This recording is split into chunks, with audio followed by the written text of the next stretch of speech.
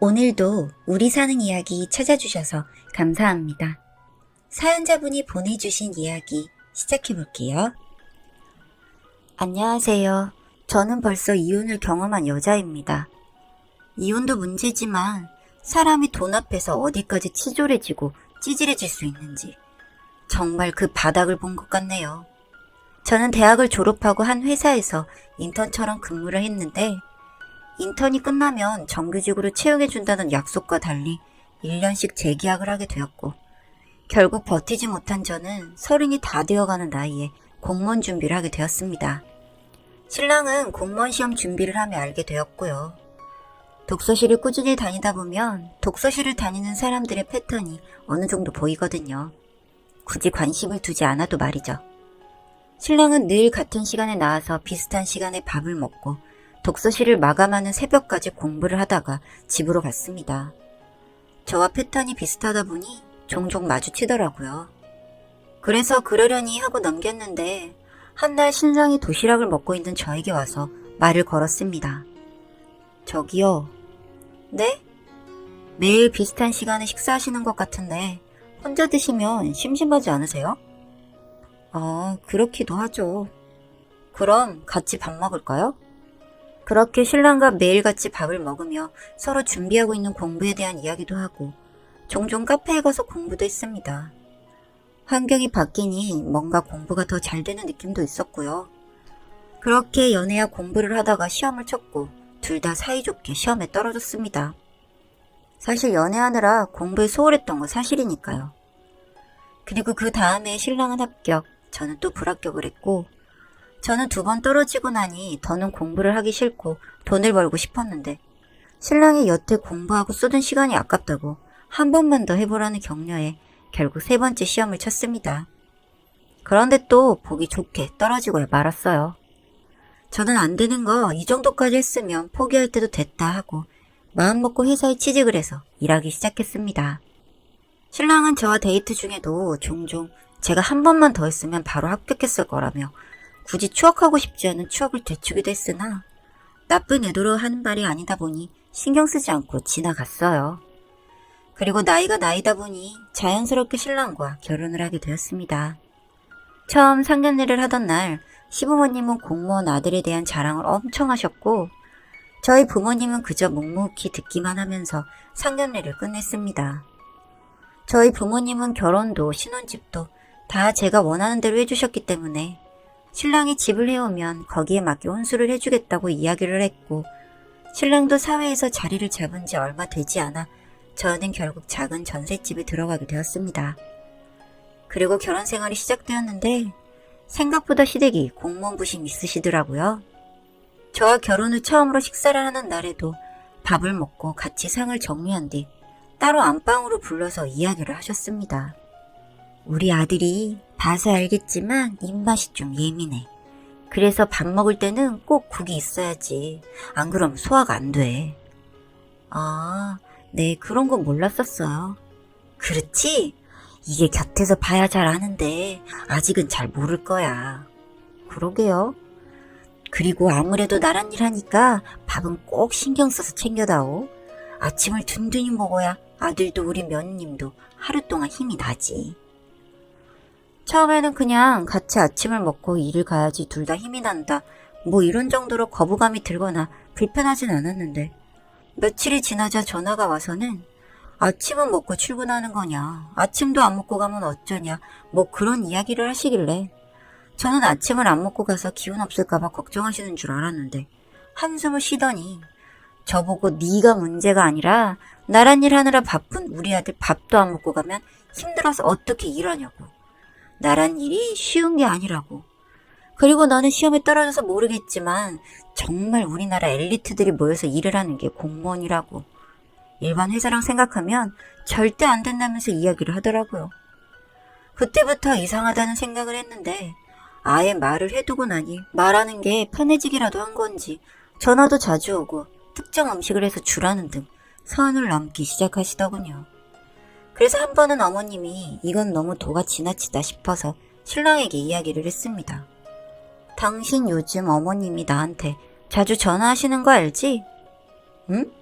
엄마가 자주 연락하면 좋지 뭐. 어머님이랑 통화하면 나도 너무 좋지만 그 내용이 문제야. 무슨 문제가 있어? 어머님 매일 전화하셔서는 오늘은 고기 반찬을 해줘라. 내일은 오메가 많은 고등어를 구워줘라. 아침은 왜 오늘도 안 먹였느냐. 아주 당신 밥 챙기는 것 때문에 내가 돌아버리겠어. 엄마가 그런 전화를 해? 그래, 귀한 공무원 아드님 밥도 못 먹을까봐 매일이 노심초사인가봐. 나 원래 아침 안 먹었으니까 앞으로 당신 아침 먹고 싶으면 혼자 차려 먹고, 그리고 전화 좀 덜 오게 말 좀 잘해줘. 나도 피곤하다. 근데 당신 방금 공무원 비꼬 온 거야? 귀한 공무원이라니. 말꼬리 잡지 마. 당신이 귀한 아들이고 어머님이 워낙 공무원 아들 자랑스러워 하시니 말한 거지. 그래도 말을 왜 그렇게 해? 당신은 시험을 3번이나 떨어지고 나는 붙어서 그런가? 당신도 한 번에 붙은 것도 아니면서 뭐래? 말꼬리 그만 잡아. 당신 혹시 피해의식 있어? 내가 공무원이고 당신은 시험 떨어져서. 말도 안 되는 소리 하지 마. 구급 공무원 월급보다는 그래도 내가 나으니까. 왜 그렇게 자꾸 나를 깎아내리려 해? 사실 신랑은 틈만 나면 제가 공무원이 되지 못한 것을 아쉬워하기도 하고, 공무원을 우월시하기도 하고, 그리고 주변의 다른 공무원들은 장가도 좋은 집안으로 간다고 하는데 본인은 이게 뭐냐면서 종종 신세한탄을 했었습니다. 그냥 들어주다가도 한 번씩은 그게 무슨 벼슬이라고 라는 생각이 들기는 했지만, 신랑이 열심히 공부해서 이룬 결과니 깎아내리고 싶지 않아서 입을 다물고 지냈는데 자꾸 저를 피해의식 있는 환자 취급을 하는 게 너무 마음에 안 들었습니다. 그래서 그 자리에서 시댁에 전화를 걸었어요. 어머님, 아드님 식사 챙기는 것도 뒤집어둔 빨래하는 것도 손 하나 까딱 안고 있는 사람 두고 혼자 집 정리하는 것도 이제 못하겠습니다. 아니, 그게 무슨 말이냐? 공무원이 벼슬인가요? 아니면 어머님의 아들의 성격 문제인 건가요? 공무원이라는 이유 하나로 절 이렇게 무시하고 시녀 부리듯이 할 수 있는 일인가요? 공무원이면 뭐하나요? 월급은 저보다 작은데. 며느리가 지금 시어미한테 그게 할 소리야? 저는 이제 시어머님도 신랑도 모르겠으니 이혼하겠습니다. 잘난 공무원 구급 아드님 돌싱이 되어도 다시 재혼하면 그만이죠. 버르장머리 없이 너 이혼해. 너 같은 며느리 나도 필요 없다. 그리고 신랑은 저보고 역시 못 배워먹었으니 성격이 드세다며 저보고 공무원 시험에 붙었어도 면접에서 떨어졌을 거래요. 아니, 무슨 공무원 못해서 죽은 귀신이 붙은 집구석인가? 결혼 기간 동안 재산이 늘거나 한 것도 없다 보니 비교적 깔끔하게 이혼을 했습니다. 저는 다시 본가로 돌아갔고 아버지가 하시던 일을 그냥 저보고 하는 게 어떻겠냐고 하셔서 준비를 하기 시작했습니다. 그동안에도 아버지는 제가 했으면 하셨지만 전 어딘가에서 월급을 받고 마음 편히 살고 싶었지, 제 그릇이 아무리 작은 사업이라도 그걸 제가 하고 싶지 않았거든요. 하지만 이혼을 하고 나니 이런저런 복잡한 생각도 하기 싫고 해서 아버지 말씀을 듣기로 한 거였습니다. 그런데 연락 없던 전 남편에게 6개월 만에 다시 연락이 왔습니다. 안 받으려다가 또 꼭 그럴 필요 있나 싶어서 한번 받았죠. 잘 지내? 무슨 일이야? 당신 왜 장인어른이 다니시던 회사가 왜 장인어른 거라는 거 말 안 했어? 내가 우리 아빠 회사까지 말해야 해? 당신 집에 돈이 있으면서 혼수 그렇게만 한 거야? 이혼한 마당에 이게 무슨 개소리야. 이거 사기 결혼 아니야? 집에 재산도 숨기고 내가 벌어다 주는 돈으로 지냈잖아. 말은 바로 해야지. 결혼하고 나도 돈 벌었고 내가 버는 돈이 당신보다 많았으니 당신 돈으로 지낸 건 아니지. 그렇게 어디 비빌 때가 있었으니까 네가 공무원 시험도 간절하지 않았구나. 2년 열심히 해서 대면하려고 했는데 안 되는 걸 어떡해. 그리고 간절한 만큼 나한테 메리트 있는 일은 아니었어. 다시 돌아오면 안 돼? 나 당신 없으니 안 될 것 같아. 그 작은 집이 너무 커. 내가 미쳤다고 다시 당신이랑 살겠어? 엄마한테도 이야기해둘게. 당신한테 연락하지 말라고. 그냥 우리 둘이 다시 예전처럼 지내면 안 될까? 뭐라는 거야? 지금 내가 우리 아빠 회사를 운영하게 됐다는 소식 듣고 이러는 거야? 정말 어이없고 소름 돋는다. 그만해. 그리고 앞으로 연락하지 마. 그리고 전화를 끊어버렸습니다. 말하는 뻔세가 제 주변 지인들에게서 제가 작은 회사를 하나 운영하기로 한 걸 들은 것 같더군요. 아니, 제가 제 인생 사는데 본인에게 우리 아빠가 다니는 회사까지 말해줘야 했을까요? 그리고 궁금했으면 말해줬을 겁니다. 하지만 워낙 지가 공무원이라는 부심에 빠져서 주변에 누가 무슨 일 하는지 궁금해하지도 않았었거든요.